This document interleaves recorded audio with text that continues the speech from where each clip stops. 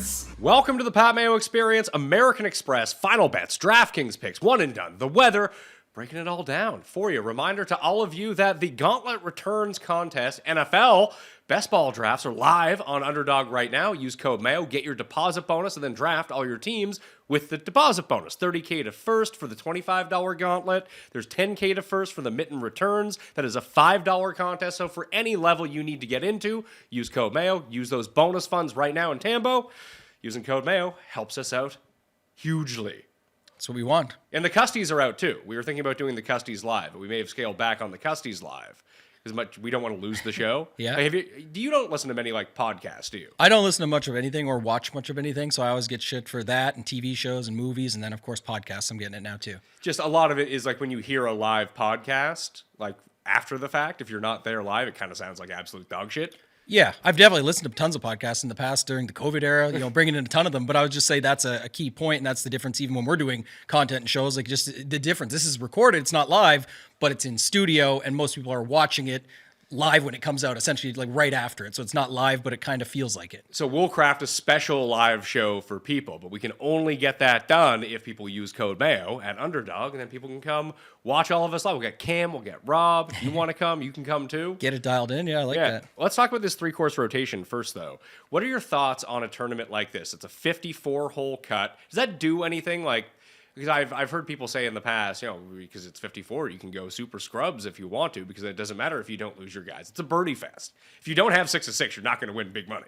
Yeah, I mean, it's usually problematic. The idea is that obviously in the higher dollar, smaller fields, or just smaller fields in general, if you have a 5 of 6 and you're only missing one guy for one day, there's going to be a lot of 6 of 6s that don't have 6 guys perform on the last day. Mind you, their worst 6th man probably still performs a lot better than your 0 that's sitting there, but we've seen it happen before. It is possible. I think the bigger thing with this one is, course rotations, good for Showdown. Yes. DFS, and then also the other angle of it is we lost Xander after the pricing came out. So it dropped us to having just 2 guys in the 10K range, and it's the low 10Ks. So it's really going to be a feel when we get to it of how you're looking at these different ranges and overall roster construction. Well, it's very reminiscent of last week, where I think the optimal lineup was $43,000. Yeah, it's definitely possible at events like this when there's scoring like that. It's just hard. Some people will build some lineups like that, and I get it, but it's really hard to try and predict. They're like, I know the optimal never hits 50,000 or 49.5, but that's what you're kind of up against. So if you put yourself there, by all means, but more of a Showdown play for me to do that than it is for main slate. And even for Showdown, is it just as simple as stack La Quinta, or do you see the players because the rotation of players, when they go through everything, all of the good players, I believe, are playing La Quinta day 1 to be lined up for Saturday at the stadium course to get them on TV during the broadcast window with names you've actually heard of. And they plug all the other jabronis over at La Quinta where no one's going to be watching. There's no cameras. There's no shot tracker. So would you even look at just following the good players around on those days, or would you stick to a course in Showdown? It's going to be interesting, and that's what makes Showdown fun, because I think Nicholas is still fine. People would still, you mix those guys in. If you look at the previous years in Showdown for this tournament, you see some of those guys mixed in too. And then to your point, following the good players, like on Saturday, when everyone just goes back to that, it can be an advantage one way or the other, because if you've got the best players playing on that course, and we've seen that it's playing a little bit easier maybe this year or something like that, you could have some of those guys still mix into your lineup based on their talent level. But also if everyone just sort of leans to those guys because they're playing good and they don't know, that's what opens it up to play some $45,000 lineups, leaving money on the table and just going to the other spot versus needing to add. So, JT's been playing good, let's say, example, or Sung Jae, and now he's on this course on Saturday. I don't even have the rotation in front of me, but you get what I'm saying. Instead of just needing to plug it in, saying, I got to go with the flow here, you may be able to drop off like 3,000 to a guy that's playing really good and is still playing on La Quinta and can put up the same score or better across 18 holes. I find that Showdown is much easier next week at Farmers, where it's just play people at the North Course, don't worry about the South. Yeah, definitely good on Showdown for that. Interesting on main slate for that, because there's been some back and forth on it. But the mindset of the golfer some of them actually play better when they get through South grind it. It's tough, but now they get to relax on cut day to make it through on North versus the guys that every year in the Discords. North course, oh, my guy went 5 under. He's a shoe-in for tomorrow. Lock. He's a lock. I'm going to have 6 of 6 for sure. And then all those guys blow up on day 2 because you make one mistake on South. It compounds into another. Now you're sweating the cut line. You're like, oh shit, I got to get there. And then they make another mistake and miss the cut or come down to the wire and miss it that way. So next week is a lot of fun too. I like these course rotation events.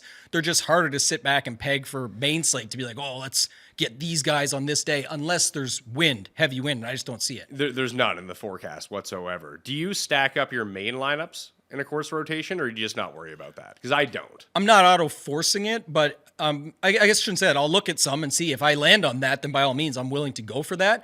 But the challenge is it's usually on years at this event where I've done that has been like the wind is really bad on Saturday. And then it's like, do you want to play the course with the most wind that's the easiest versus the hardest? We've had these debates on this very show. So it's stuff like that where I would look at it more, but I'm going to be heavily focused on Showdown.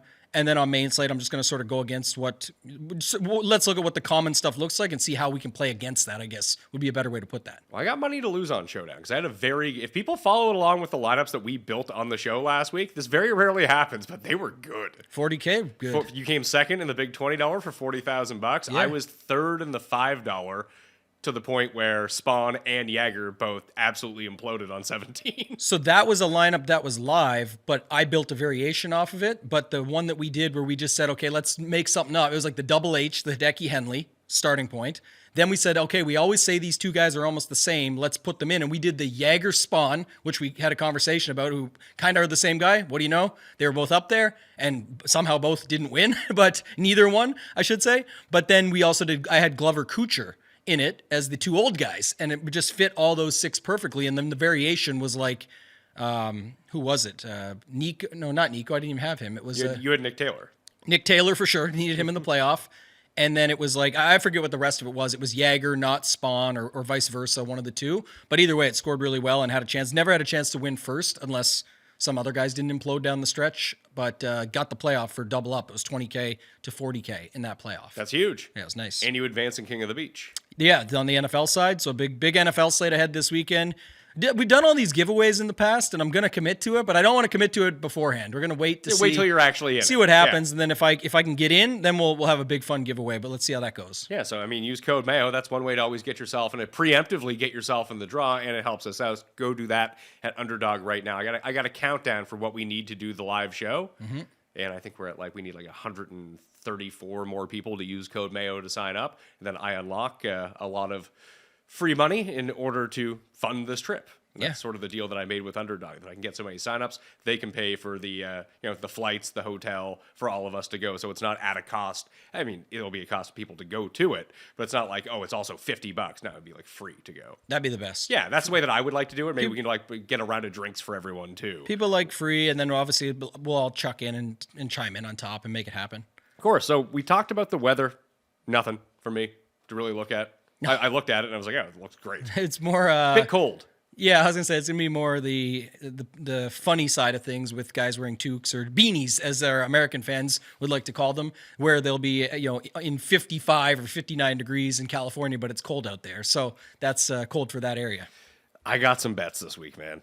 Oh gosh, do I got bets? The rants. Get Kenny Kim on here. I basically went the same, and it's going to be one of those years because I talked about it, then I wrote about it, and everyone's kind of on the same train this week. Where outside of Rom winning at I think plus 750, and then Siwoo winning at 60-1, everyone else has been at least 200-1.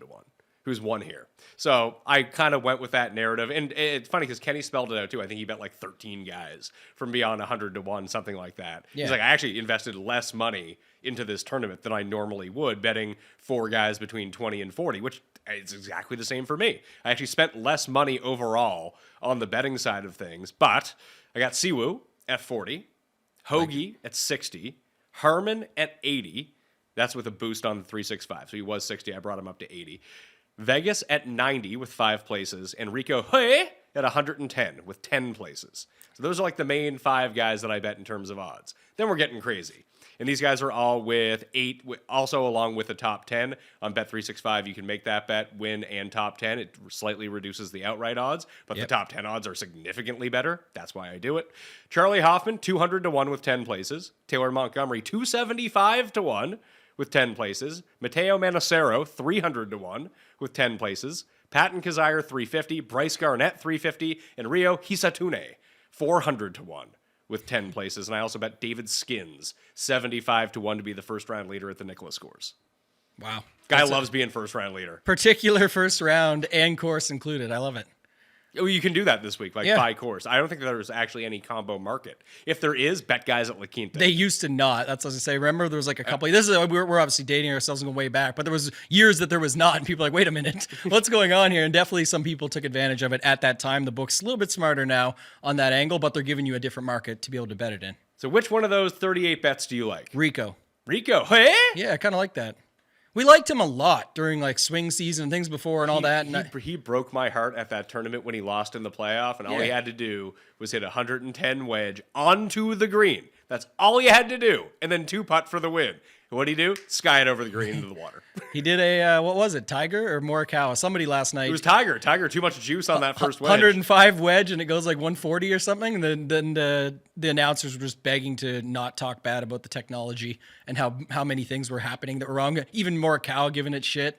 All of that. This is, I don't know. Feinberg posted today. Does it make season 3? If they limit, I was out after an hour. I liked the first hour. I thought it was fun, and then it was like, yeah, okay. That's with Tiger. Tiger obviously pumped the first hour. Tiger was going out of his way to be as affable as possible. Yeah, and hammer drop, and it's pure. I saw him hit one bad shot, and he was so mad.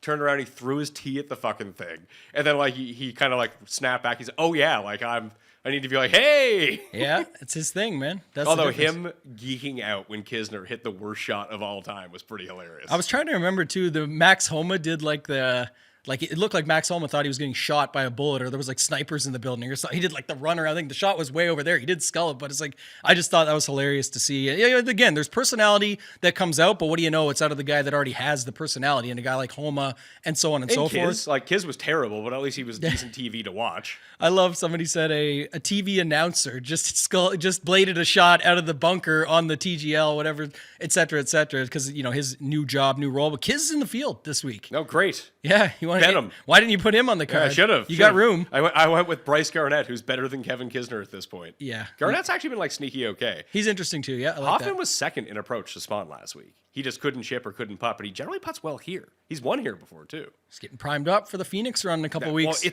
it's desert golf. Yeah, that's what it is. The desert golf. He always plays well in Vegas too. A little bit colder this week though. Maybe that gets him.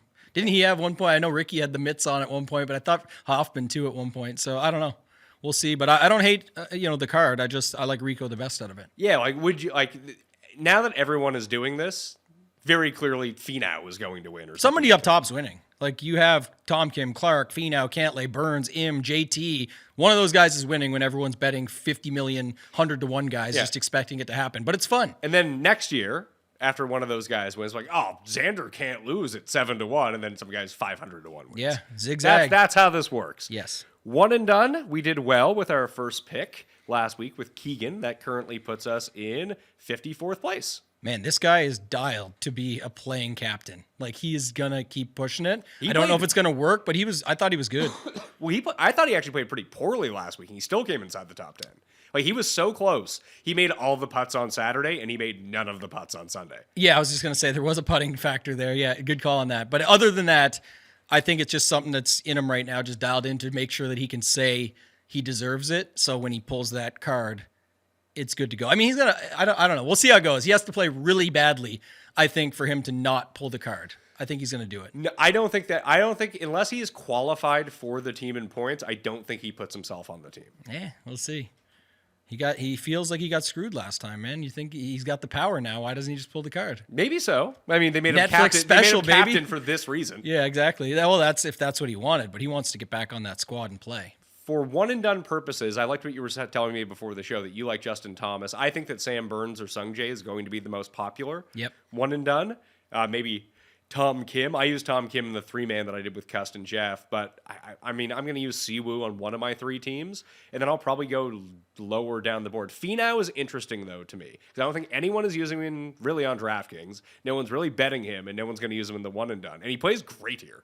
So I love having these sort of back and forths with you, even if it's only a 5-minute thing, just going back on it because you remember more about these guys and what courses they're good at and all of that. So the debate we had pre-show, and not really a debate, just going back and forth on it, was if Sungjae and Burns are going to be popular, and is JT back? JT is going to be played in DFS and people are interested in whatnot, but in a one and done setting where we know Burns and some other guys will be more popular, are people more likely to save JT because if he's truly back, they want him at a bigger purse event or something like that? Or are people going to say, I don't really trust or know that JT's actually fully back, but he's playing good right now. Why not use him at a little bit lower one and done ownership than the other 2 guys that we just mentioned? Then we can talk about others. But what is your quick take on the JT stuff, at least? For me, I think that he is back. I think he is someone that we'd want to use, maybe in a major, maybe in an elevated event, maybe at the Players at some point down the line. That's for me, though. But if you think that this is the peak of JT right now and that he just is, listen, he might get better than this, but he doesn't achieve like, oh,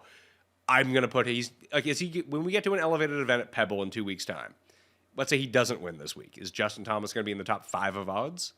Yeah. That's the thoughts, right? And again, like when you say like win a major, like I don't have him on my major card this year. And I love JT as a golfer. I think it's awesome when he's playing well. I like his mental state, like everything when he talks, when you watch him on even full swing and whatnot. I just like JT as a golfer. So I would be, happy if he's back, but I think I'm more likely to use him here. And then I was going to ask you the same sort of question though on like Cantlay, for example, and Wyndham Clark. Like what are the events we save Cantlay and Wyndham Clark for that you think of? Cantlay is great at Riviera and Pebble. Yes. Always. And he's usually good at the Travelers as well. And I think he had 2 top 10s in majors last year too. Like he's saving Cantlay. You sold me on a couple ideas. Memorial he's always good at. Yeah. That's an elevated event. Like there's spots to use Cantlay. I don't think this necessarily needs to be the one. For me, with what you're talking about, Finau would be the guy. Because I don't know where else I use Finau. Don't we use him at like 3M or something along those? Yeah, but you're not guaranteed to get him there. I just worry because I still think he's like a bit injured, which is not great. Well, if he is, then I kind of want to see him fix himself up and play a little bit better. Sure, I'm not using Finau, but that's kind of where I would go. Like he was able to come top 15 at the Century mainly due to putting. All right, he lost strokes tee to green, gained strokes putting, and that was good enough for that week. I think you need to look at this middle range a little bit more. For me, and I actually think that looking at the DraftKings pricing, and like I'm on Fantasy National right now, I'm on the most popular players, sorted by like favorite percentage of the very top guys, and that gives you a better sense of like, hey, if people are going to use this player, they think that he's really good in DFS, then they're probably going to use him in the one and done as well. Like, especially when we get down to this mid tier, like JJ Spawn is favorited at 40%, Harry Hall 44%, Eric Cole 50%. Like, I'm not going to play those guys, but I know they're going to be very popular in the one and done because people aren't burning the top end. They'll burn this level of guy. So all I'm doing is looking like, Cam Young and Davis Thompson are both coming in relatively low owned, from what I can see at least. I'll use Davis Thompson.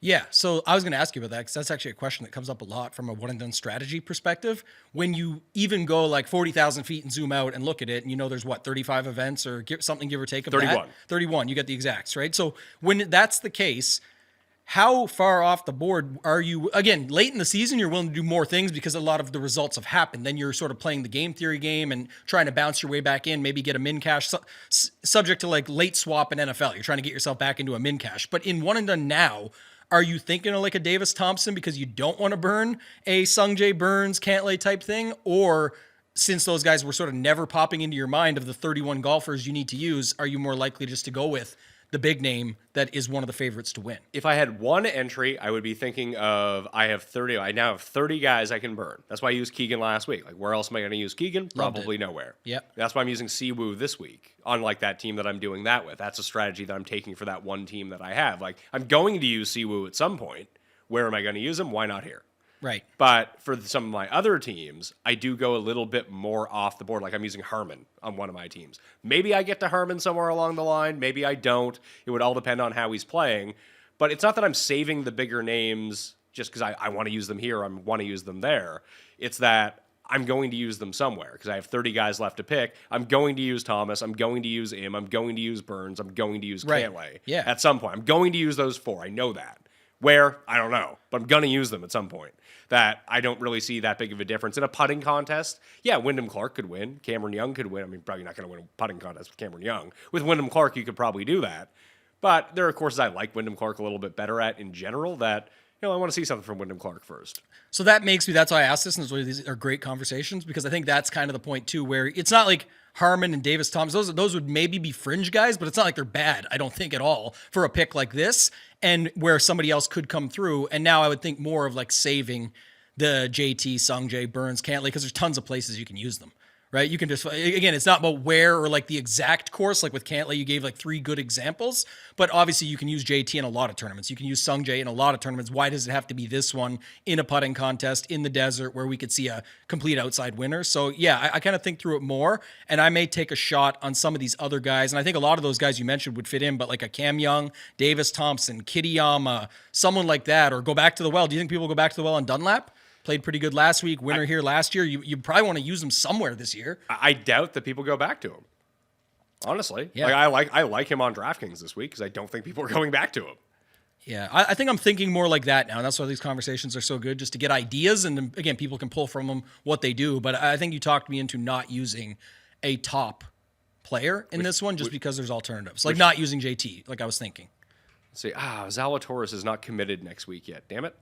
I really wanted to use him next week at the Farmers. Yeah. I actually just wanted to bet him. Ludwig is in the field, though. Oh, nice. Okay. I liked your Harman call as well. Yeah, like to look at it, he has 2 top 10s in his past 3 appearances here. He didn't play it last year.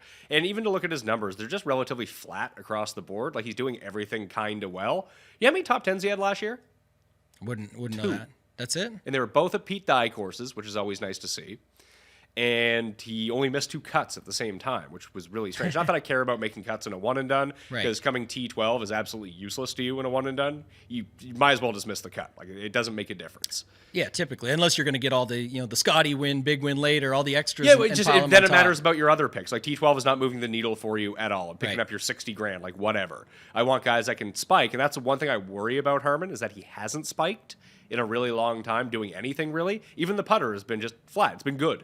We haven't seen the great stuff with his irons. They've been good. We haven't seen the great stuff. Although in those 2 top 10s that he had here in his past 3 starts, he did gain over 4 strokes on approach in the 2 rounds at the stadium course, which is always really nice. I like guys that beat up on Pete Dye courses here.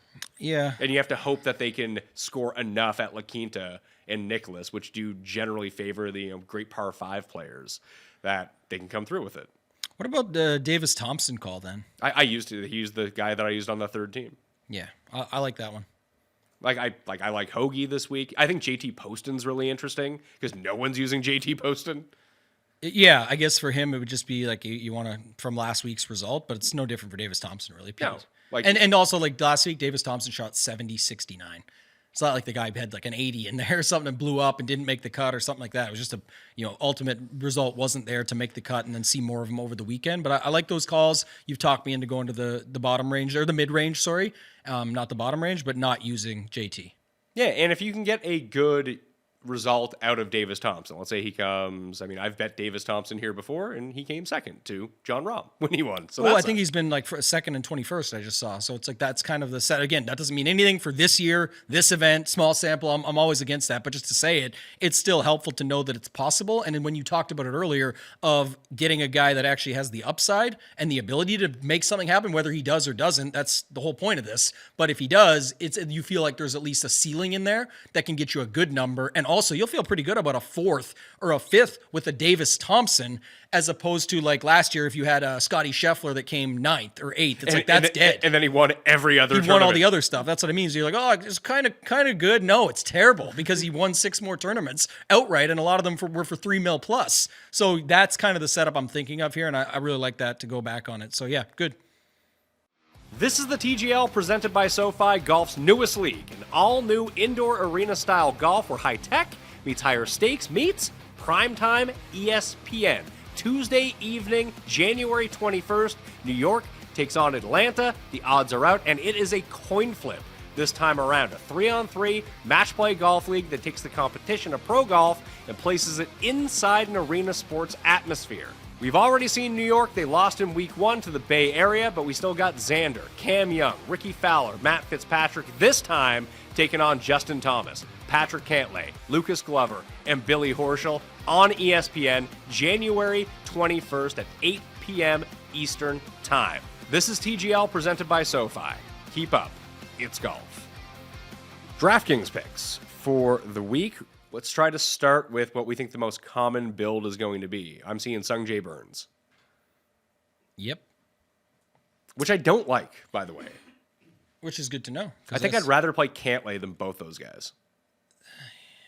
I like Cantlay quite a bit this week at 9,600. Like, if you can get Cantlay at 9,600 in this tournament, that's going to be like 13-hour rounds. It's a pro-am. This just sets up perfectly for Someone Patrick said that Cantlay. yesterday. Is people are trying to figure out who plays well with pro-ams and stuff. Like, I get it, but Cantlay. But Cantlay, it fits his mold because there's no shot clock. There's nothing like that. So he'll be all right. And I think that's fine. He also does pretty well in easier events. Like, I don't think people follow that enough, but like he's at a bunch of those tournaments. You talk about like the Travelers and things like that, where you can go 6-7 under in a round, and that's already setting him up for success. And the next round, 5 or 6 under. It's like, okay, now he's in the mix. It's the weekend. He can then grind and do just fine on a course like Stadium, and then come through on Sunday when you got to close it out. So I like the Cantlay call here for sure. So I'm going to take a look at the most popular right now projections from fantasynational.com. Fantasynational.com/Mayo. Get you 20% off. I highly recommend that you jump in, and you can just use the app. Although the app is going to be less useful this week than it would be in a normal week because 2 of the courses don't have shot link. We can't control that. That's never fun. No, it's not ideal, but it's only a certain amount of events throughout the year on the PGA Tour. Yeah, but they tested the personal shot tracker on the Corn Ferry Tour, and it kind of worked. Like, why not just put it into play here? I don't know why they don't just roll that out. Like, any time that it's not there, just roll something out. Just stick a tag on the caddy and just fucking And it's go. not like they're worried about us complaining. Everyone complains about enough and they don't give a shit. So why not just let the complaints roll in if it's not good or it doesn't work out, but at least get the ball rolling and get some reps in on it. So Sungjae Burns, then I'm seeing like Ben Griffin. Yeah, I definitely see that. I want to know who are the guys at the bottom that you see, like lower 7s? Anybody? Or is there a 6K guy that pops, or what does it look like? Straka? I see Mac Meisner, McClure Meisner, your guy. He's in there, yeah. At 74. Lucas Glover at 72. Alex Smalley at 72 are kind of the names that are popping up, for me at least. Yeah, I see some of those guys too. So I'm trying to see here what that looks like. So Smalley, Mac Meisner. Now you're back up to 76. Would I say Glover? Straka. Does that get you to Ben Griffin? No, it gets you to Straka. I already have Ben Griffin in there. It's Straka, Ben Griffin. You got it. Mac Meisner. Who's the other guy you just said at 72? It was Glover, but No. Besides him, there was somebody else. Smalley. Yeah, put this lineup in. This is the one. It doesn't work. Oh, for me. 75. Yeah, I was gonna say I was trying to get Ben Griffin in there too. Can we drop if we drop Meisner to one of the 73s? Is there anyone popular there? Is Gim's not going to be popular, is he? I mean, you could just drop Meisner to. I would drop Meisner to Gim. Gim's got a pretty good projection. No, I'm just trying to think through that if we're going to build like the most popular version of this lineup. Yeah, do you have Straka as popular as I do? No, It's early, but I'm saying it's also. I don't. Okay, I think Straka will be the one that gets the steam there. He's only 7,600. There's just a lot of guys in that mid range that I think it all gets chopped up. Like I prefer Johnny Vegas at 76. What about? Do you have Sam Stevens popping? I don't. I have Lee Hodges popping. How much is he? He's 75, so he's 100 less than Straka. And that would get you Ben Griffin, who is going to be popular. Yeah, let's do that. That's where we'll go with it. Hadwin's another guy at 77 that I do see some interest in. Okay, so what did you just say? Hodges and who was the $7,400 guy? Mac Meisner. Mac Meisner. Okay, so that's one version Yep. of the optimal that we'll call. And then the other version is taking Ben Griffin and Hodges to course history guy in Hadwin and landing you on Straka. Yeah. And you keep those same 2 cheap value plays. And I also think there's variations where Sam Stevens pops in for Smalley or whatever you want to do. Why do people love Sam Stevens so much? I don't know. He pops in projection sets usually. That's going to be why. But yeah, like I'm not seeing any interest on him at all. Yeah, we'll see. Like, dude has 1 top 10, 2 top 10s. Is there in the past anybody 2 years. in the 6K range? Oh yeah. That's popular? No. Do I like in the 6Ks? Yes. Right. Who would be, let's go the other way for just finishing out the optimal type build here before we get to ours. Who's the only 6K guy you see popping even at all? Is there anybody in there that's kind of like, okay, I could see them, or that you know of? Like, oh, Justin Lauer, 6,900. Even him. Like, I do have him as like the most targeted, but I think that there's actually a really nice range at 69. You have Matthias Schmidt, Kucher, Lauer, and Vic Perez all at 69, and Adam Schenk coming off a really good week. I see here what you had earlier. If you go Sungjae Burns, you can play Hadwin, Griffin, Meisner, and it lands you on 7K, but I think people would just play Lauer. Hadwin, Griffin, Meisner. And Meisner can obviously be Lee Hodges or Berger or whoever you choose in that range, but I'm just saying that would be where... And that would land you on Rico, which I would really like. Which you prefer over... Yeah, exactly, even him. Yeah, let's go to that. So take out Lauer and go to Rico. I also think Rico is the guy that gets the boost down there. So that actually projects the best too. So that's probably closer to what people are landing on. Jackson Super is down there as well, coming off a nice week. You like him? Yeah, I'm using him. Could I pick him out of a lineup of one? No, I could not. Okay. But I do like him a little bit this week. He was 6th at the Sony last week, just dominated approach, dominated putting, couldn't drive, couldn't chip, whatever.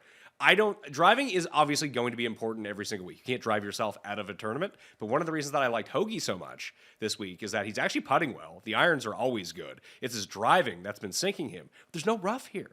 So as long as you don't drive it down one of those cliffs, like Hoagie will take dead aim from anywhere on the course. How much is he this week? Hoagie, 77, I think. Could be a nice little pivot there off of... he's 78. He's actually crazy leverage because between Griffin it's the and same Hadwin. price as Griffin and $100 more than Hadwin. So that's pretty interesting. And Nico Echeverria is at 79. No one is using Nick Taylor, by the way. Yeah, I can't remember now. I've done it for so long, and it's too early in the season for me to spark my memory. But when a guy wins, obviously nobody likes him the next week. But there is like a long-term sample of how they do when their price changes. He was in the 7Ks last week, so his price went up. Yeah, which I think it's the opposite. I think it's when their price goes down the next week. That's when you want to play them? That's when you want to play them, but it's not often that will be the case. I'd have to look it up again and remember it. But yeah, this is, nobody's interested in him. And I don't even think people are going to play Nico after last week either. I actually don't know if many people are going to play many of the guys that were in the mix last week because like JJ Spawn gets bumped up to 8,600. Spawn is actually someone I actually have a lot of interest in. Just no one's going back to him, and the reason I had so much interest in him last week is the same. And listen, if he wants to come third every week at his price point, that's fine. I got to find the winner somewhere else. But if I can just chalk him into a top 10 somewhere, that's great. Especially average price is 8,333. He's 8,600. He's pretty much the average price tag. So I guess if we're done with this optimal version, and we can change it how you want to. But my question would be, everyone has the money to do whatever they want this week. So almost nobody's getting played in the 6Ks at all. We know this much. You want me to tell you some great 6K plays? I want to play who's your bet? Garnett? Yeah, oh yeah. Get him in there first. Garnett's like the min. I liked Hoey the best. He's at 7K flat. But who's another 6K guy you got? How many do you want? I guess okay, let me do this instead. Who's the 8K guy that you like the best? Right now, I have it between Spawn, Dunlap, Cole, and Harmon. Those are the 4 guys I have identified from the 8K. Okay. I'm building like very condensed near the top. Like I have 3 9K guys, 4 8K guys, then I have like 78, 78, 78, 76, 75, and I have like 9 guys. So who's your 9K guys? Cantlay, Finau. It wasn't Finau. I might add Finau. It was Cantlay and the Kims. Okay, so I go Cantlay, Finau, Kim, Cole. That's interesting. Cantlay. So you did Cantlay. If you go, I did Cantlay, Finau, Tom Kim. Okay. It gets you Eric Cole with your scrubs there and Hoey and Garnett, who are probably not scrubs, especially this week. So that was interesting. And then you were in on Siwoo instead of Tom. And that gets you actually, do you like Kitayama or Spawn? I don't like Kitayama this week. I don't know what I'm missing. I mean, I know what I'm missing. I ran my model. Kitayama's like number 2 in it. But there's no reason for Kurt Kitayama to be anywhere near this price tag or anywhere near his betting odds. There are legitimately 20 better players like past him on the board. I don't get it. Is it because the swing season stuff, like how good he was in October? He was very good in October, and the approach play was off the charts good. But, I mean, DraftKings pricing is obviously different than the betting market, but to see him above Siwoo in like the same price as Tom Kim as an outright bet is really strange to me. So that's interesting that you said that, because that's the other part of it. The DraftKings pricing is typically derived from the betting. Not always, but it's obviously very, partial to that. You can look at it and see. And I think that's where it is, because if you go to like top 20 odds markets, Kitayama's the super favorite in that range. But I'm sure you would have love for a lot of guys around him, like Spawn. There's Harry Hall. It's a putting contest. It's, Davis Thompson, we just talked about earlier. Dunlap won here last year, and his odds aren't even going to be close to Kitayama's for some reason. That's one of the things that I think is always interesting that aren't adjusted for, where it's something that you got to keep in mind, but it's a lot of what drives ownership, because then people believe the price is too low for the odds. So let's do this. Let's go Cantlay and both Kims. Cantlay, Tom, and Siwoo, with Eric Cole and Rico. And then you have money for Charlie Hoffman at 67. Cole. I think Rico is a great play, but I also think he's going to get super steamed. Not just because we're talking about him, but there's a lot of guys there, though. Like Joe Highsmith is there. You mentioned Lauer at 69, who I do like. And there's just a lot of people at 7,200. So nobody wants anyone in the low sevens. I know that for a fact. Like, obviously, maybe Meisner we talked about, maybe Gim a little bit, but maybe Glover. Like, these are all going to be under 10% guys. Like, and maybe Smalley gets some love, but I don't know. Like, I just think this is the range. And last week, the lineup that I had was very chalky. Henley and Matsuyama, and then all guys under 7% owned in the sevens. So again, not who you play, it's how you play them. You can play those two as long as they do something, which they did, by the way. Hideki, 2 eagles. Thank you for that on Sunday. That was nice. That was very helpful. But, the other guys were all super low owned, and then having them all together. It's just about roster construction. So I think here, Cantlay maybe gets a little love. I don't see Tom Kim and Siwoo breaking 15 to 18 range, if that. And one of them should be lower than that.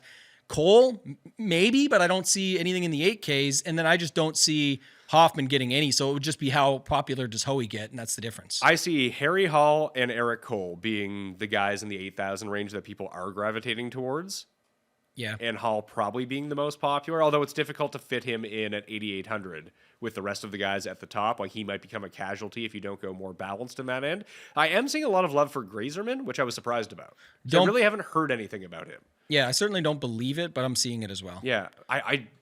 Why are we both skeptical of that? I don't know. I actually think he's going to be a good play, because I don't think people will commit to what it actually says. Everyone's going to see the ownership. And if it shows high to them, they're going to go off him even more. And then I just think when people get around to it, when you've got Siwoo and Tom Kim and guys like that, they're on top of the dudes at the top, how does Grazerman not get squeezed and go backwards? So to me, he could end up being a really good play. You talk about Kitayama in the swing season we mentioned. Grazerman. He just comes second every week. Very good. Yes, exactly. But the price tag looks ridiculous on him, because some people don't even know who he is. And they're like, 9,200 for this guy. That's a joke. And then the other guys around him are name brands. I get it. But in DFS, that's kind of what we're looking for. Yeah, I mean, I don't mind Grazerman at $9,200. I think he's a significantly better play than someone like Harry Hall at 88. I like Harry Hall enough, but that's just too much money for Harry Hall. The question is, so this happens all the time, especially in PGA DFS. It happens everywhere, but more particular in PGA DFS, is last week the 8K range busted. It didn't work out for anyone, and they say, I knew it. That's the dumbest strategy. You got to play guys from the top. This is a no-cut event, a pseudo no-cut event, because there's 3 free rounds. I'm just going to jam all the studs. You do have to consider that. Like, you can play a Sungjae, who, if you don't like him, that's fine, but you can play a Sungjae with 3 8K guys and do something different, because I think people think, oh, if I just use 3 9K guys, I'm different. That's what everyone's doing. Definitely not different there. And then the one step further is a next level to it, but someone says, okay, I'm going to go one above the field and play 4. And we all end up with combinations of this, by the way. I get it. But what I'm saying is I don't necessarily think that's that much different, because if the 3 9K lineup doesn't work, it's probably because some of the 9K plays that you're on busted versus different ranges. There's nowhere else to go. There's a couple guys up top. So I don't know. I guess the other thing is, do you see many Sungjae JT lineups? Because I don't think it matters. If you play those guys, that's fine. You skip the 9K popularity of what we just talked about. Oh, I'm sneaky playing 3. I'm extra sneaky playing 4. Oh, the answer was 0, even though 1 or 2 of them came through. But then you skip the 9s and the 8s, and you start with the double guy up top. I think you've convinced me to put JT into my player pool. I'm playing him. So I'll go JT Cantlay, I think would be my preferred at the top. Was there a guy at 6,500 that you liked? Oh, yeah. Who was it? Manacero. Mateo. Hoop asked you about him yesterday. I said, isn't he a guy that's on a run? What can you remind? I know who he is, obviously, and watched him for years now. I'm talking about what are people like you thinking about when you're picking him this week? What's your thought process? That if he's actually as good as he seems and hits the potential he was always supposed to hit, I think dude's like 28 or something like that. Yeah. And it's been 10 years since he was on the Ryder Cup team for Europe. Like, he was a phenom, and then he broke. And now he's back. And he had a very nice run on DP. Obviously, he earned his tour card this year in order to do that. And I don't know, it's just, I just feel like he has substantial ups. I do think that he's someone who could win this tournament. Okay. That's what I mean. So if you've got that, and that's kind of what you should look at too. A lot of people are thinking of it that way. That's kind of fits in the mold of the no cut, pseudo no cut of 3 guaranteed rounds of getting guys that can just score like crazy and be able to actually put themselves in position where even if he doesn't finish completely strong, Pat, and finishes 18th or something, he's really outscored his price tag for you. And he's in the mix of still being in these winning lineups at the top. So I do like that call from that perspective. And the way I would look at it too with him is that maybe he just beat up on weak Euro fields. But possible. Is this that much crazier? No, it's not. I was going to say, that's the whole thing. Yeah, no, I'm with you. I like looking for reasons like that. And then also, I mean, I'm not sure if you're throwing as many darts when you're building your lineups for PGA as the betting card stuff that we talked about. Oh, I am. Like, here are the guys that I have like highlighted in the 6K range right now. I have Matty Schmidt, Justin Lauer, Victor Perez at 69, who I think is a great play. It was, like, I remember using Pavon here last year. I mean, like, no one wants to use this like random French dude who's pretty good. Victor Perez is pretty good. So he's $6,900. Cooch is 69. Shank is 69. Use all those guys. Hoffman, Hisatune, Kazire, Manacero, Montgomery, Bryce Garnett. All the guys that I bet, I'm going to use them too. I should ask you to rank them just to get back at you. Can you rank those 13 guys? No, I'm kidding. I can rank those 13 guys. If you just guys, pick 3 that you like the most, I think obviously you hit on Victor Perez. You really liked him, but who are some of the others in the 6Ks that you like the most? Manacero, Hoffman, and Victor Perez. Manacero, Hoffman, and Victor Perez. So I think that if you're talking about guys, I mean, can Hoffman win? I believe that he can, especially with the week that he had last week in terms of his iron play, in terms of the putting experience that he has at this course. The other guys are like more shot on, like the 2 Euros are a shot on upside. Winners in Europe. I mean, why are people playing Kitayama? Well, he had a nice little run like through the swing season, sure. He won the API before. And he won the API. But where else did he do his damage? He won like 3 times on DP and scrub fields. Yeah, I was a more joke. I mean, that was a big, huge win, and we heard about the project, and you go. But you also think he's only ever won at a coastal course. I can tell you that in the desert, not super coastal. And then he won API, 7 under? I need guys who can go out and fucking get some birdies for me here. Yeah, and I like that call, and that's why I was trying to consider it. No one's playing, like barely anyone's playing 1 6K guy, let alone 2. So Montgomery, I mean, obviously Montgomery's been good here. And last week, to take a look at his numbers, it was kind of like the anti-Taylor Montgomery week ever. He gained off the tee for the first time in 17 starts, which is always nice. Just, I don't need him to gain 8 strokes off the tee. I need him to not lose 8 strokes off the tee. You want to be like -1? Fine. You can win that way. I like that first round leader bet last week. I know it didn't work at all, but I'm saying I didn't bet Nick Taylor outright. I bet him first round leader in top Canadian. So the top Canadian hits. That's great. It's a nice win at 8-1. But he was 5 under through 9 holes in round 1 and played the back 9 at +1. Yeah. He was in. He had to get to 7 under with this. Oh, it was infuriating. So knowing that, what are you doing this week with Adam Hadwin? Because it's Canadians with course history that haven't yet won the tournament. Bang, last week. What about this week? We got Adam Hadwin has been everything but, right? And now he's here, and he's, I don't know, he's the course history guy that would fit in. And I like Hadwin. Like, I'm going to be using him on DraftKings. I don't know if I really want to have the bet on him, if that makes any sense. Like, I don't know. What was his, I forget, man. I'm a lifetime winner on Adam Hadwin outright bets, and I don't want to jeopardize that. His wife is a good follow. Great, yeah, Jessica Hadwin. Top-notch follow on Twitter. And what was the joke she made yesterday? It was a good one. I forget. It was something about TGL that needs to be like crazier. Yeah, that's what I mean. She was saying like it needs some crazy holes and stuff. And so our boy Kenny was all over that one as well. So Hadwin is the favorite as top Canadian right now at 2-1. Oh, that's atrocious. Yeah. So it's Hadwin 2-1, Nick Taylor 3-1, Hughes +333, Svensson +425, and Ben Silverman 7-1. Oh, man, Ben Silverman sunk my lineups last week. He made the cut and did nothing. Man, I was just going to say I kind of like that one. I could see if you were picking that. I mean, all those odds, by the way, seem horrible, but it's not like a knock on Hadwin because he shouldn't be this. I get it. There's only so many Canadians in the field, and obviously how good he's been here. My point more being I would look at like Svensson or Silverman at the courses they're playing and the way this can go. It just depends on if they're making putts, really. And the problem with Silverman is that he lost 7 strokes on approach last week. 7. That's hard to do. Let me check it out. Came T69. Like he's dropping. He had that nice run from the Canadian Open through the rest of the summer where he was actually hitting his irons really well, matching it with the putting, churned out some nice results, but the irons have just left him at this moment in time. So of note, and you can always dig into this stuff, but it was really 2 bad holes last week, right? He lost a bunch on hole 4 on the round 4, and then he lost a bunch on 18. Not good holes to be losing strokes on either, by the way. Hole 18, yeah, like it seems pretty impossible, but anything can happen. I don't know. I guess for that market, I would look at something like that, but maybe Svensson's a little bit better. But I just don't know his numbers. I think taking the longer shot, like versus those 5 guys, makes absolute sense. I just don't think I like Ben Silverman enough to go with it. It's not like I like Svensson or Hughes. True. Hughes should be good at something like this. He just never is. Got to save him for the cognizant. Yeah, the one tournament where he can play well. But if he just goes like mental on the greens, like what's his price? It's 7,100.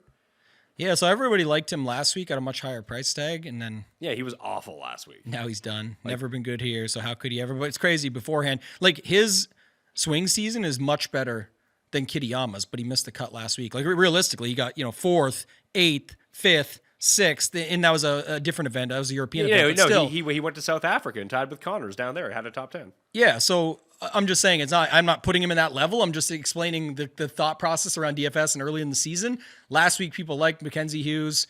This week, people like Kitayama.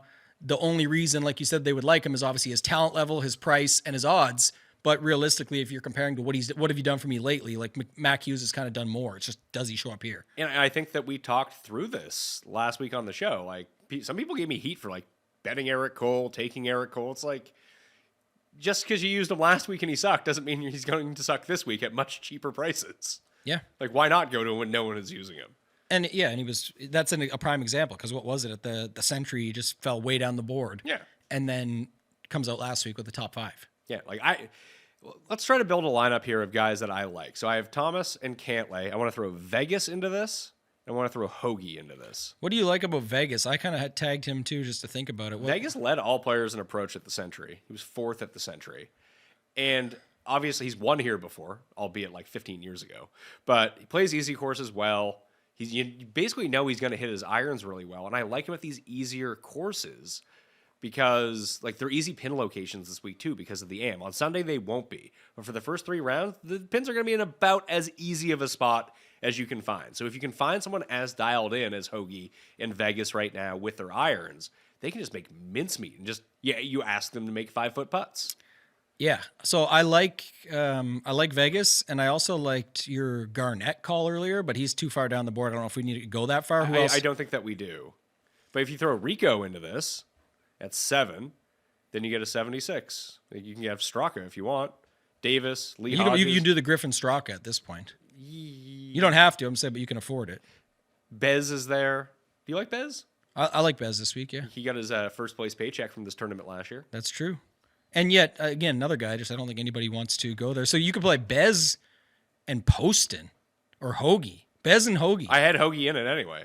Yeah, Hoagie. That's going to be one where JT and Cantlay will pick up some steam and have form of ownership. But and Hoagie's not going to be unpopular. Yeah. I think that's the kicker there, right? Is like more people would have like Ben Griffin or Straka or Hadwin or something in this build or Hadwin, and you've got very similar projection and almost no ownership. And you got to remember, you got all your ownership up top, so you do got to look to this. This would fit the mold of the lineup I had last week that did well, in the sense of you're eating some chalk up top, but there's so many guys in the 7Ks. And all those guys you can make a case for. And listen, everyone's going to have chalk at the top of their lineup this week. It's impossible to get away from. With as you mentioned, with Xander being out and the highest priced player being 10-4, people are going to have 2 of these guys. Who else is interesting to you? This is another way I like to build, just for give some insight, is like, okay, we did this last week a little bit with remember the version we did, like Spawn, Jaeger? It was like, these guys can definitely pop. And by the way, those guys were almost in it. Cole, we brought all this up. I think Poston and Hoagie are 2 that we've talked about. I agree. We just talked about Vegas. Who's like one more in that range without going down to like Hoey again? Let's just see combinations, but like Berger, Kevin Yu, Mitchell, Novak. Is there somebody else in there that you could have that same sort of feel that you've got for Hoagie, Poston, Vegas to start with? Bez? It was actually Putnam Okay, yeah, I like that call. at 72. Yeah, let's do Putnam for a second and put him in there. So who do you have right now? I put in Hoagie, Poston, Vegas, and Putnam. And the premise of this, for people wondering, like, this is what we're doing, is like we're looking for the real upside. We're treating it like that versus the Ben Griffins and Hadwins are probably going to play good. It's, do they play great? Do they pop? Do they excel outside of the numbers that you're expecting to see and put you in position? In fairness, Putnam falls more into that category of the guy that should perform pretty well. I don't have any illusions that he's going to win. Sure, but the point would be, and I don't disagree with you, is because he is like a 30th, 27th, 16th type guy, and then even if you go here, it's like the 14th, 21st, 10th, all that. Well, then that isn't he Adam Hadwin for $500 less? Yeah, I mean, essentially, the guy that you could throw into this instead of Putnam would be like Lee Hodges for me. I've seen him win a tournament before. So let's see. He's been like sneaky good for the past 4 months. No one's really taken any notice. How much is he? 75. 75. So let's see what this would be. Hodges? Yeah. I actually like that call too. So you're left with 60 or 96.50 for your final two spots. I mean, you can go Cantlay. You can't go Cantlay Burns. You can almost go Cantlay Burns. You can go Finau Burns if you wanted to. Let's see. Hodges? Didn't Hodges duel with Finau at the 3M, speaking of that earlier? I believe. I think he beat him out that year because it was the year I thought he won the Rocket. No, you're right. It was Lee Hodges who won that year. Wow. So check this lineup out then. Burns, Finau goes with Hodges, Vegas, Post, and Hoagie. And again, your ownership is there on Burns, for sure. Sure. Finau, little bit. Yes. Nothing between Hodges, Vegas, Post, and Hoagie at their own ownership or total or whatever you're looking at, product ownership. If you're using these smaller numbers with it, I think this is the best setup if you were going this route. I don't think it's necessarily the best for the tournament because other people would be on similar builds, but this would be a way that you could see a bunch of upside fall into your lineup. And you're kind of flipping it because a lot of people are going to go 4 9s, 2 whatevers. Again, different ways you do it, low 6, high 7, whatever. But if you flip it and go 4 mid-range 7s and 2 9s with guys that aren't Hadwin, who are all the guys we talked about, Hadwin, Griffin, Straka, all those guys, this is a different type of build, and it still projects pretty well, also with much lower ownership across the board. So let's leave in Poston, Hoagie, and Vegas. I want to throw Herman into that at 82. Then we're left with 93. Because as you mentioned, like it does seem like people are skipping the 8s this week. Yeah, like Siwoo Finau. So you could go. Do you like Fishburne at all? I just can't. I never play him, and he seems to do well every week. Yeah, feels chasey, but I'd rather go Cole Sungjae. Cole Sungjae? That rounds it out. That's what I'd be interested in. What if we do? Well, I mentioned Cantlay. If we just throw Cantlay in there, we get a 9K. Cam Young, and you just use Davis Thompson if you wanted to. Leave $100 on the table. I'll do that. And then you get. Or you can change Harmon to Cole. Do you like Harmon or Cole? I like Harmon. Okay, I kind of like Cole. They're about the same to me. I bet Harmon, so I'm just rolling with Harmon. I'm playing both like when I generate lineups. So regardless who you like there, that's like for anybody watching, I'm saying like that's fine. But the main thing I would take away from this one is the roster construction. Went from the 3, which we know is not sneaky, to the 4. I'm going to be extra sneaky, but it's maybe not. Down to 1 9K guy that's not a popular. Remember this: Cantlay is definitely not going to be as popular as the Burns, Ims of the world, right? But when we talked earlier, if you're not going the 3 9K guys or the 4 9K guys, because the reason the 4 is not necessarily sneaky, again, it can work out and blow up in my face, but just explaining the concept. The reason that can bust is because if the 3 9K one busts, so does likely the 4. When you're going this route with 1 9K, it's interesting to pick one of the non-popular because now you have a completely different roster construction: 9, 2 8s, 3 7s. If you landed on a Hadwin or Griffin or someone in this range, it wouldn't kill you because you're fine. You've got you're pretty clear off the board, but you have a different roster construction and you're picking 1 9K guy that's not likely to be in the 3-4 busts up top. That's just another way to think about it. So I like that build that you just had there. Enter. Now let's build a super stud, super duds lineup. Let's see what the most fun one we can build is. Just go right to the top with JTM. Let's go Manacero at 65. JT. I like JT Cantlay, like I said. JT Cantlay Siwoo. Yeah, let's try that.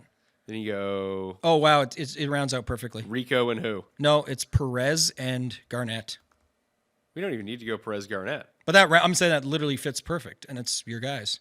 Wait, If you're going Rico, you don't have money for anyone better than you're going Thomas, below Garnett. Cantlay, Siwoo, Vic Perez, Manacero, and who?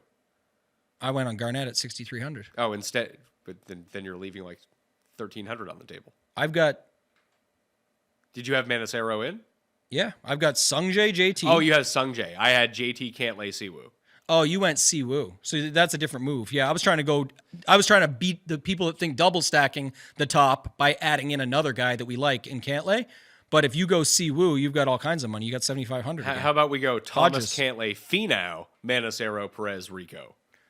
Okay, just wait. What was the $7,500 guy you said earlier? Hodges? Yeah, I threw him out. Okay, so let me get rid of him. Let me get rid of Cantlay's going to Finau now? No, Cantlay and Finau with Thomas. Oh, perfect. I got rid of Siwoo. I like that. Yeah, and then it leaves you 7,100 So I just used Rico at 7,000. and just put in Rico. Yeah, definitely a different way to use Rico too that I like. So yeah, that's fine. Yeah. I like that. Because the other thing about using Rico there is you also have Perez, who's $100 less, where not a ton of people are choosing between those two, but another way that people say, oh, I can't use Rico because he's super popular and he's getting steamed late. You can if you're using 2 6K guys below him, because most people using Rico as their guy. Fifth or sixth guy. Or as their last guy. Last guy, exactly, versus he's our fourth guy in. This is why this changes it up and why roster construction is so important, and just playing DFS more than... We're still putting a touch of no ball, if you will, for no golf ball, but it's kind of the setup of really focusing on roster construction more than who the guys are. It's just who fits. So some of the guys that we didn't mention that are showing a little bit of love, obviously we mentioned Meisner. Echeverria's probably end up at like 15%. Probably, I say. Man. It all depends on if people go to Hoagie over him, Taylor over him, Griffin over him. I think Griffin is the answer to that. Like, if we just ended with the two of those guys, right? Just to try to see how this works out roster construction-wise. We go to the high eights. We take Ben Griffin. We know he's going to be somewhat popular. Before you press it, since you only have one in, can I just tell you one thing? Yeah. This is a crazy build. You just made me think of like all the guys that people probably should play, but they're going to either pick one or none. Yeah. Listen to this sick lineup. You can play Max Grazerman. Then you play 4 8K guys. You play... Harry Hall, JJ No, worse. You go Dunlap, last year's winner. Then you go Eric Cole, who's been on, we talked about, and he's back on fire again. Nick Taylor and Patrick Fishburne, and it lands you on Nico. It's like all dudes that have been playing well great. or doing just that no fine, one wants. that no one wants, and it literally still projects solid, but they're all going to be super low owned and nobody wants to play any of them. So there's other versions of that. You mentioned Hall would fit, Spawn would fit. You can do whatever you want. It's just so funny that everyone, that range is dust to them because now those prices are too high, and it's really a thing in their mind saying the 8K range didn't work last week. We've got all the money in the world with Xander out. We don't need those guys, but they would definitely work at this course just as easily at this setup. So we go Griffin, Hadwin, Hoagie. You could build Siwoo, Hall, Kitayama if you wanted to. Siwoo, Hall, Kitayama, Siwoo. That's interesting, yeah. Or you drop one of those guys. Drop Siwoo to Cole for a second. Okay. Drop Siwoo to Cole, who does project out to be quite popular. Get rid of Kitayama, and then you could have Cantlay. Oh, yeah, Cantlay. And if you could find $100 elsewhere, $200 elsewhere, you could end up with Burns, which would be the chalkier version of that lineup, I think. I think Burns he's going to burn a lot of people in both ways. It's going to be if you play him, and you hope, again, he does or he doesn't, but I think he's just going to be so popular that it's kind of the setup of. I remember using him as my one and done, betting him outright, and using him as my main player on DraftKings last year, and no one wanted him. That's the main reason I did it. It's like, no one's playing this guy. He's just as good as everyone else in his price range. Why not? And now this year is the exact opposite. Everyone wants Sam Burns. Someone said yesterday in the YouTube chat, he's prime Tiger this week. Everybody loves Sam Burns. Sungjae is going to be up there too. That's why we started with that one off the top. But Dad texted me yesterday, a day in advance, for his one and done. Sungjae. Your dad's out on Kevin Tway now. He's out completely. He does not even want association with him. Do you see that text I posted? He's like, look, yeah, you called him my guy one time, and he's not my guy anymore. Basically saying, don't keep saying that. He just wants no association with that guy. So that's funny. All right. I think we're good here. Yeah. Feel good about this. Maybe another 40K lineup in here somewhere. That'd be nice. Hopefully it's more. Hopefully it's 100. Well, hopefully it's 40K for me. Possible. You can have the 100 if I get the 40K. Even better. I mean, I'll take the 100. I don't even play the $20, so. We had a lineup last year that was tracking.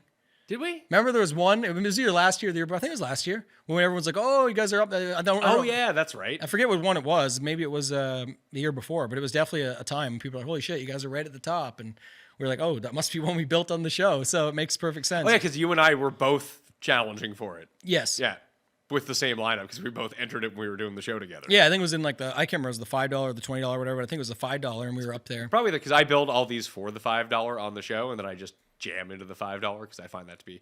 We found out during football, not as many people do as we think, but they definitely do. I think more people do it with golf than football because it's easier to do with golf. There's 6 guys. You don't have to worry about positions. Mm-hmm. And we generally...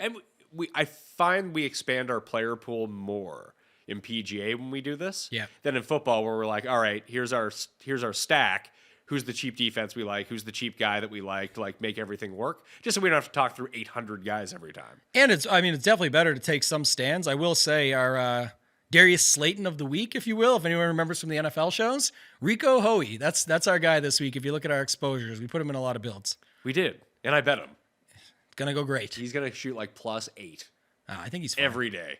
No. +24 for the tournament. I definitely think he's way better than that. Like you liked him for a long time anyway. You've been sort of on him before he started crushing completely. So I think that's kind of a part of it as well. If you've been playing this guy, I like sticking with him more than if you're just hopping on board because a few people said this week that's the difference. But I think he'll get a little bit of steam. But it doesn't. There's tons of options. You can do different things with him, around him. I love the angle we talked about when he was our 4th guy in versus everyone will have him as their 5th or 6th, most certainly. To look at, I did the very short-term rankings on fantasynational.com/Mayo. Get 20% off.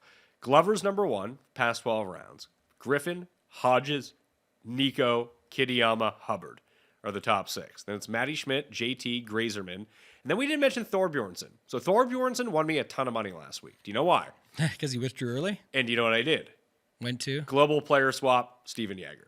Steven Yeager. So I just ended up with more Yeager than I had before. I was like, who's like the same price? I was here about to record a show. I was like, I got to get him out of my lineup right now. Let's go. So that worked out. Then you have Spawn, Wes Bryan at 66 is like pops. Toasty. Go back to the top for a second because you had Glover, Griffin, Hodges. Glover, Griffin, Hodges, Kitayama, Nico, Hubbard. Kitayama. That's what I need in here, and then I'll let you know. Oh, do you like Willie Z or Eric Cole? I like Eric Cole better. Like, what do you do with Zalatoris this week? I don't know. Is he a one-and-done play? Maybe. There's just so many, like, is it crazy to think I like him more at the Masters than I do at this tournament? Isn't he like a potential for JT Light here, where like if he's back, no, because play him now, or what do you think? Like, what's the difference? I really don't think that he wins a tournament that finishes -29. I don't think he makes enough putts. That's why it's I don't have interest in him for this. In the putting contest, we talk about all of it. If he's making putts, it's crazy. But remember this argument. We've had this is like 3 years ago now, 2.5, whatever it was. But I made it for the longest time. That was the problem. It's like if it's going to go super low, now price is a factor in that. Back then we were talking about him at like 9,700 in some of these tournaments, and people are like victory lapping him after 2 good days of making putts, and then he finishes 28th or 30th, and it's like, oh, just didn't work out this time. Didn't work out for a lot of times. But here, when he's down at 8,400, the average price, it is more of a decision. You play all these guys with, you go Glover, Griffin, Hodges, Echeverria. You can play Justin Thomas and Grazerman. It's actually a pretty good lineup. Echeverria and Grazerman. Yeah, 7,900. Yeah, it is a good lineup. These are the types of ones that I look at, though. Like just looking for angles in. Yes, JT is going to get some steam there, and Ben Griffin. Maybe some of the others, but not really. Like there's no way Nico, Grazer. Again, I don't believe Grazerman's ownership, but it would still fit fine in this type of lineup. And then you've got 4 7Ks, but it includes Hodges and Glover, who I just don't see as much love going to at the bottom. So I think this is a good balance of ownership. Let's see here. Easy scoring, past 12 rounds, strokes gained total. There's one for you. Sungjae, Joe Highsmith, Lee Hodges, Grazerman, Kitayama, Glover, Ricky Castillo in 1 round. Then Ben Griffin. Ben Griffin's like near the top of all of these. Then Wyndham Clark, surprisingly. Glover. What's that leave me? Who's 8,500? Dunlap. Last year's winner. I just put in some of the names when you say stuff like that and just see what it looks like, and you can get different builds from it. That would be an interesting one because you could go Sungjae, Kitayama, Dunlap, so it's the 10-8-8, And then the 7s, again, just besides Ben Griffin, not really big on Hodges and Glover, but that's the guys that are going to fit in, and you've got pretty good ownership spread across the board. You can play some Frankie Capin in your lineup, some Wes Bryan. You can start mixing it up. You know who people loved last week who are like, he might have 0% ownership this week? Daniel Berger. He's 7,500. I know. I didn't use him last week, but it seemed like he was pretty damn. Everyone bet him, I saw. Saving him for the Pro-Am, AT&T Pro-Am. I don't think he's in that field. No? Come on. It's a signature event. Oh, it's true. I forgot they moved it this year. Yeah, that's weird. Like the Sentry and the AT&T Pro-Am are two of the signature events. Yeah.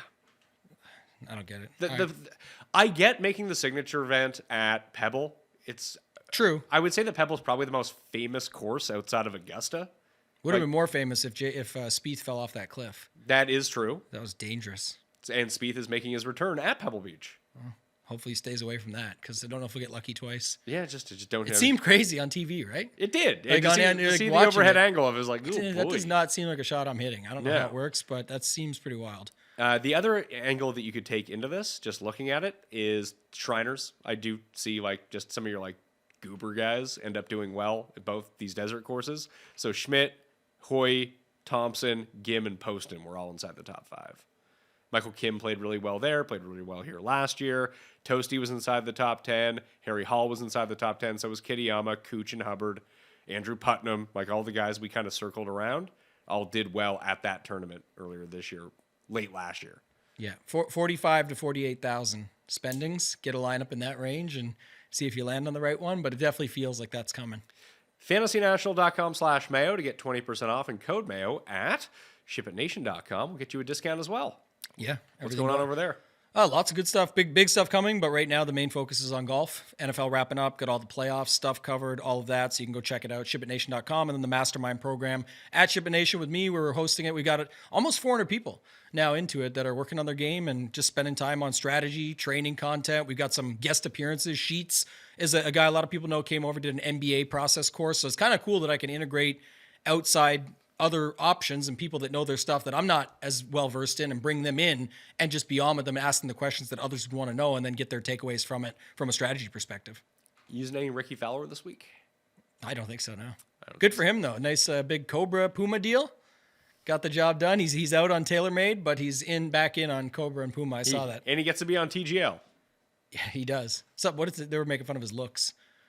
Yeah, he looked like Rachel. I think it was DB who said he looked like Rachel Maddow. I thought he looked like when Brad Pitt wears the wig in Ocean's 11. Yeah. He puts on the glasses and pretends to be the doctor. That's what he looked like. Yeah, that's the one I was seeing. But yeah, we'll see. I don't know. Week 3 of TGL. See how the ratings look and how it goes now. Well, that's the big tracker. Like I'm very interested in the week 3 ratings. Did they even show week 1? Yeah, it was 915,000, I think. Okay. Which is shockingly higher than I thought it was. For going sure, to be. yeah, solid. And I would guess that last night's probably did well with Tiger involved. Yeah. Now what happens when it's not week 1 and there's no Tiger? Then what does it look like? That's what I said from the start. We'll see. And I mean, people can go on and on about ratings and stuff all day. I don't care that much. I just am curious for the longevity of it more so. Yeah, I think they're probably factored into 2 years. I don't think that's why I think Jeff started it with 3. Yeah, no, I agree with him. They've already built this giant thing and done it all. It's more of like, is it worth sticking around for in that, or what does it look like and how does it change? They did add some stuff right out of the gate from week 1 to week 2, it looked like, but not anything significant. So we'll see. The crowd was more fired up, probably because of Tiger. And then they were like paying people to be there as well. And then how often does Tiger show up, or why? Like, I don't know the exact logistics of it. Do you? I have no idea. I mean, he lives like 5 minutes away, I think. Right. So I think he and Rory like own.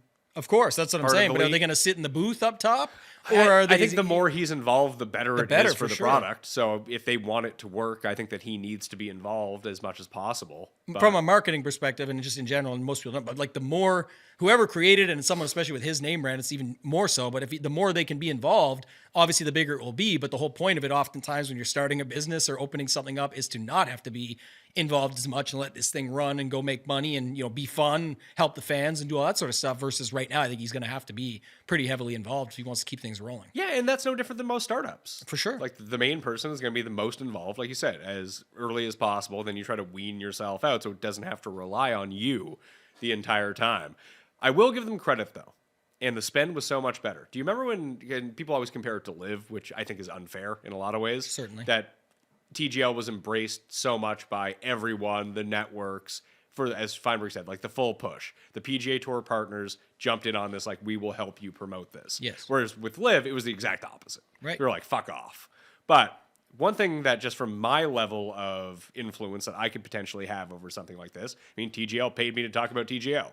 They paid a lot of people to talk about TGL. That's why you see influencers there. You see the mid-roll ad run on this show. They sponsor that. I got to talk about TGL once a week on this show. I get a paycheck for that. So that's very helpful for them to have people talking about it. Liv would be like in random people's DMs on Twitter being like, hey, we'll pay you $17 for 6 tweets. To like, Cuss got one. Yeah. Like before he was like Mr. Pro Live. Like they like Stewie was another one. I remember Stewie mentioned he was like, hey, this guy said he'll pay me to tweet about Live, like an insignificant amount of money. Like there's and they have the most money. That's the issue. They should have just paid what TGL did to get people to talk about them positive. No, like TGL doesn't say that I have to talk about them positively. Like we've been on the show saying, here's what we like, here's what we don't like. You're a big Negatron Honest on it. feedback. Yeah, that's all like it is. If I can talk about it honestly on the show, but I have to tell you what the odds are and who I'm betting on. I am betting on it, so and I'd probably bet on it anyway. Exactly. But yeah, I guess it probably goes back to the former though, of because it was so negatively pushed by everything else. It's like, were they really going to get? Even if they pay, I mean, they'd have to, again, then be like opening up a paycheck, a big paycheck for these influencers and stuff, which they can easily afford. Which they could easily afford. If they said, Pat, we want to pay you $40,000 to talk about Live once a week. But would those Do you know guys what Pat flip? would have said? Yes. You would have. Yeah. What would, you know, some of the others, like would Daniel Rappaport, would Kyle Porter, would somebody, I'm just throwing names out of bigger followings, but would they go that way? Because it seems like they're quite against it. Even on the regular stuff they talk about. Everyone's quite against it until they listen. If they want to sure. pay, like how big of the check do we need? If they have unlimited money, who cares? Go to No Laying Up and be like, yeah, we'll pay you $200,000. Yeah, I mean, I definitely missed the boat if they didn't offer those things. They didn't. So if that's the case, I mean, that would definitely be it. But I just don't know if they did and then got denied and then it's okay, that's not our strategy, or they just didn't know. But that's certainly the way with anything. When you set it up that way, the more people you can have talking about it that are actually in the space, surrounded by it, their fans and followers and people like that are watching it. I mean, that's marketing 101. It's just, again, we don't know. Did they give these offers to No Laying Up and these people? I don't know. No, I mean, I got none, and I've been involved with them on the back end with Liv, like trying to get their like gambling down, to get their shot tracker down, to get their feeds down, and working with them on the back end. And all I can really figure out about Liv, it's like one of those. It's a lot like DraftKings is right now, where when I started at DraftKings, it still felt like a small business. Like you kind of knew everyone, like up the chain. Yeah. And then when they became public, I was there still at the same time. And then like a year or so later, like every department didn't know what every other department was doing. It got so big so fast that there was no like through line of someone who knows what's going on. Like the content department didn't know what the marketing department was doing, or the promotions department.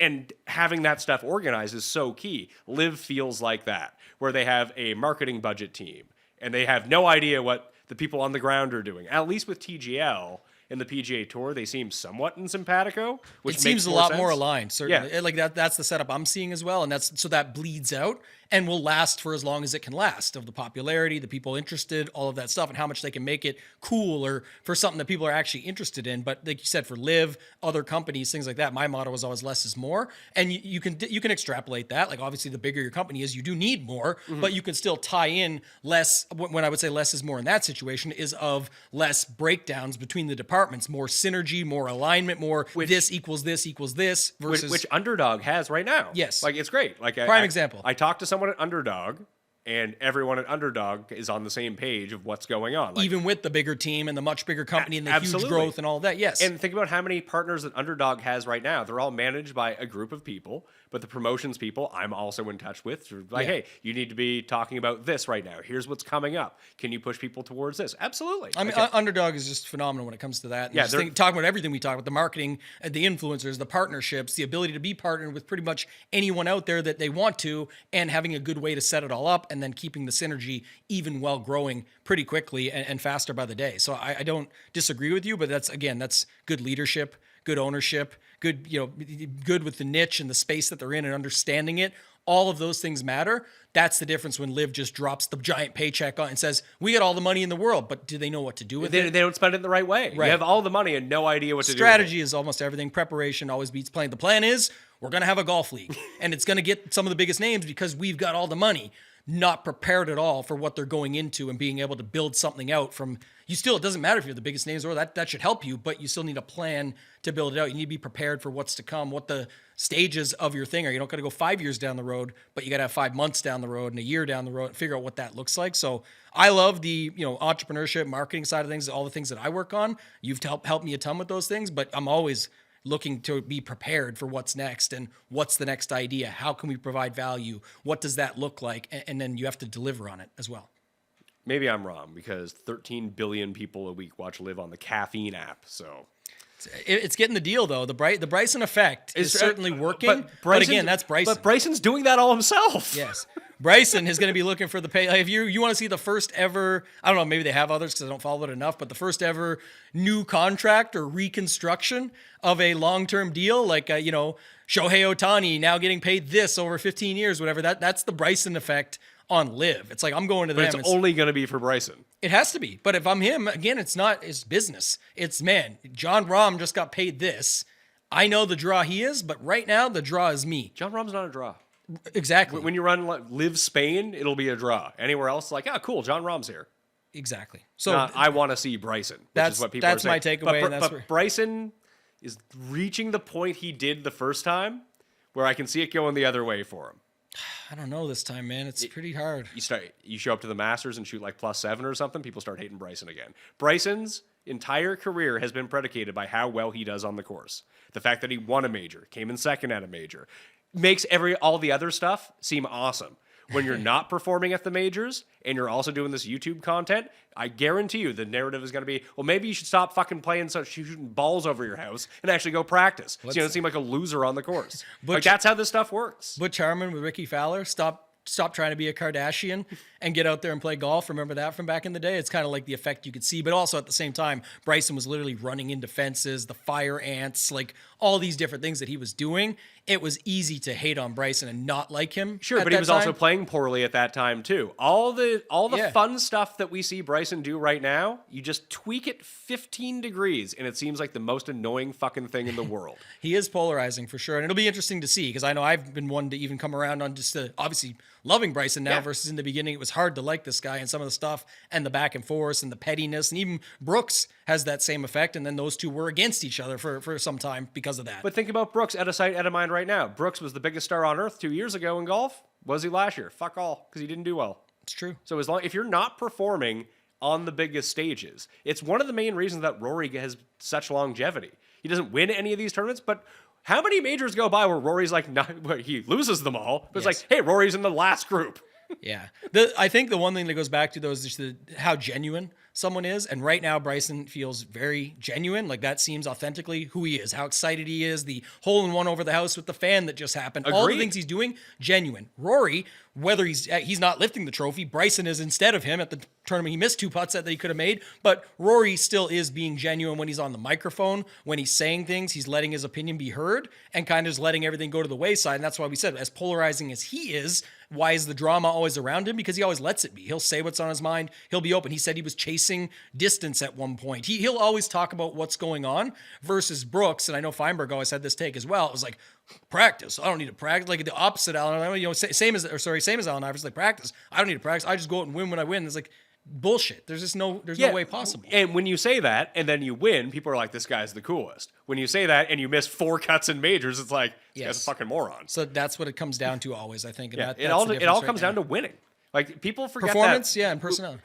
As much as like an athlete can be a brand or whatever they want to be on and off the court, like, Travis Kelce is probably the most famous football player right now. He got to host SNL. He's in all these commercials. Obviously, he is dating Taylor Swift. That's a big part of this. But even before he dated Taylor Swift, he hosted SNL. Why? If he was on the Falcons, if he was Kyle Pitts, but he was Travis Kelce and put up Travis Kelce numbers instead of Kyle Pitts numbers on the Falcons, is he 100th as popular? No. He wins fucking Super Bowls with Patrick Mahomes. Yeah, it's the Mahomes effect there. But it's the winning effect. Oh, for sure. But I'm saying I think that's because Mahomes certainly helps drag that 100%. Along, and they're going to walk into it again this year too. They'll be in the AFC Championship very shortly. So we'll go from there and get it back on track with golf. But yeah, I think that's the case you made is the winning matters. We'll see with Bryson. the personality is winning right now, and he's winning on the course. Yeah. So that's the difference. I just wonder what happens if he stops winning on the course. What does that personality look like? Man, maybe you should practice a little bit. It's a deposits and withdrawals thing. I think he's made so many deposits now with his people, his fans, his followers, and all that, where it's like, again, how long can he get away with it is maybe the better question if he starts performing poorly. But I think he's made enough deposits that there'll be less withdrawals of people against him when it happens, if it happens. But yeah, he's done really well in both cases right now. So he's won the hearts of everybody. And I don't think he's going to win the Masters, but I hope he wins the Masters. Because Bryson doing well is actually good for all of us and the state of golf. So everyone should be rooting for Bryson to do well. It's just golfers ebb and flow, man. That's the one course where the comments will come back up. Yeah. the par whatever he Par said. 67. Yeah. Just overpower it. Not a problem. So it was bad. It was bad. Follow Tambo on Twitter at ToeTagandTambo. I'm at the PME. My cheat sheet will be out in the newsletter and on X. If you see it on X, please share it around. That would be very helpful for me. Should be out sometime Wednesday afternoon, okay? I'm Pat Mayo. Thanks for watching. I'll see you next time. Pat Mayo Experience! Experience!